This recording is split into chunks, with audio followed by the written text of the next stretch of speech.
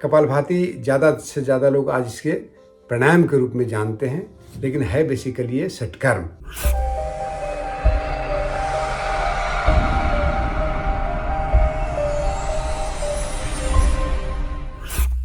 नमस्ते दोस्तों, क्या आपको पता है कि एक ऐसा योग की विधि है जो कि षटकर्म में भी आता है, प्राणायाम में भी आता है। तो दोस्तों, उसका नाम है कपालभाति। कपालभाति ज़्यादा से ज़्यादा लोग आज इसके प्राणायाम के रूप में जानते हैं, लेकिन है बेसिकली ये षटकर्म, जो कि हमारे ग्रंथों में, हमारे क्लासिकल टेक्स्ट में मेंशन्ड है। चलिए, जो भी हो, षटकर्म हो या प्राणायाम हो, इसके फायदे कम से कम अनगिनत है। उसमें से कम 100 तरह के लाभ तो आपको जानकारी हो सकती है। इतने फायदे इसमें हैं। तो चलिए, मैं उसमें से कुछ मुख्य लाभ आपको बताता हूँ। सबसे पहला है कि डाइजेस्टिव सिस्टम को ये दुरुस्त करता है। यदि आपको इंडाइजेशन है, कॉन्स्टिपेशन है, एसिडिटी होता है, गैस होता है, खट्टा ढकार होता है, तो इसको करने से सारे प्रॉब्लम्स दूर हो जाएंगे। आपके फेफड़े, स्प्लीन, पैंक्रियाज, लीवर से संबंधित जितनी बीमारियां हैं सब इसमें दूर हो जाएंगी, क्योंकि सबको काफ़ी अच्छे से एक्टिवेट करता है।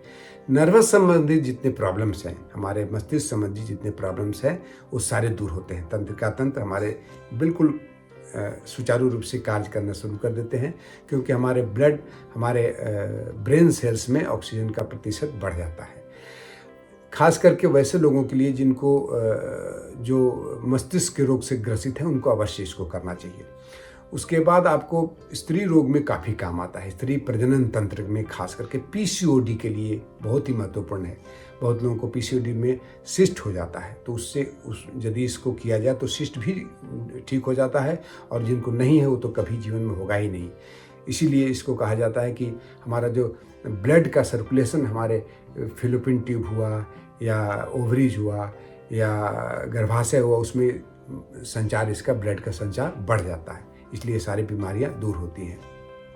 हमारे शरीर का जो डिटॉक्सिफाई करने में काफ़ी काम आता है।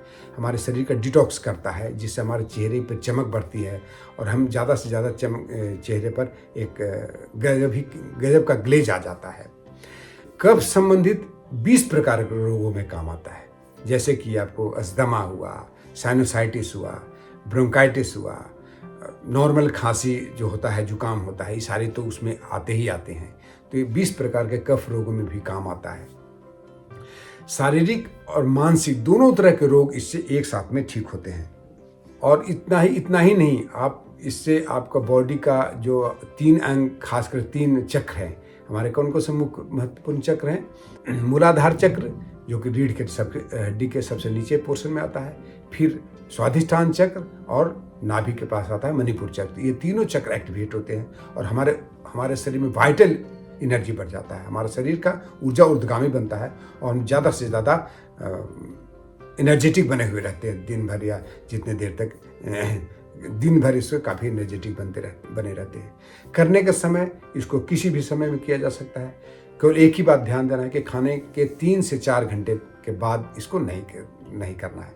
खाने से पहले कर लीजिए, सबसे अच्छा तो है सुबह में मॉर्निंग कर लीजिए, या फिर लास्ट में शाम को कर लीजिए। तो चलिए हम इसको करके दिखाते हैं। सबसे पहले जान लेना है कि नए अभ्यासी इसको कितना बार करेंगे। नए अभ्यासी इसको 20 स्ट्रोक्स तक करेंगे, और पुराने लोग जो हैं इसको बढ़ा करके 500 स्ट्रोक्स तक जा सकते हैं। तो शुरुआत कैसे करेंगे? चलिए, तो किसी भी आसन में बैठ जाए। ऐसे आप चाहे तो पद्मासन में बैठे, सिद्धासन में बैठे, चाहे जैसे भी बैठे, या फिर आप चेयर पर बैठ के इसको कर सकते हैं। तो देखिएगा कि कैसे किया जाता है इसको। या आप अपान मुद्रा लगा लें, ठीक है ना। अपने मिडिल फिंगर और रिंग फिंगर को आपस में मिला करके अंगूठे से टच करते हैं, इसे अपान मुद्रा कहते हैं। अब हमारा ध्यान कहाँ केवल रहेगा? केवल पेट पर रहेगा। इसमें हम लोग एक्टिव एक्सहेलेशन और पैसिव इनहेलेशन करते हैं, यानी श्वास ध्यान से छोड़ते हैं, ऑटोमेटिक श्वास अंदर चला जाता है।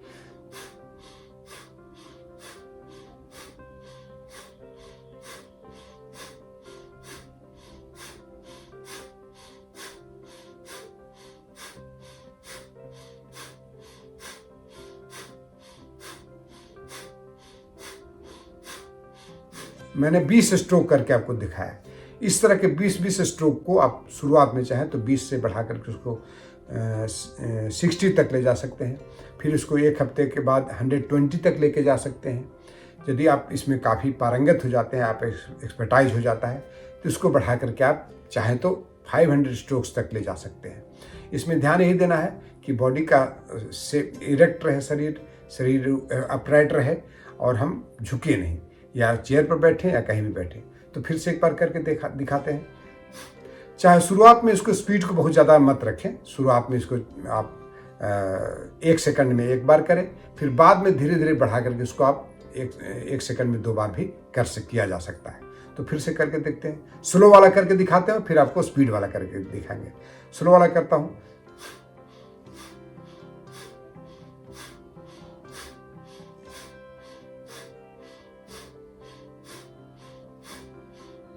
स्लो हो गया इस तरह से, 10 स्ट्रोक्स में स्लो वाला किया। अब फास्ट वाला कैसे होगा, जब आप एक्सपर्ट हो जाएंगे तो कैसे करेंगे।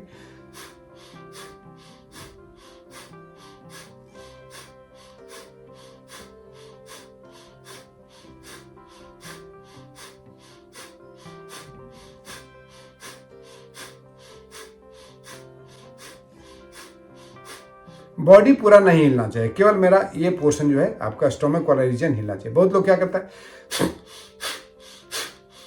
ये गलत तरीका है, इसको बिल्कुल नहीं किया जाए, समझे ना। तो इस तरह से आप इस वीडियो को अच्छे से देखिएगा, बार बार देखिएगा और इसको अपने जीवन में जरूर ढालिएगा।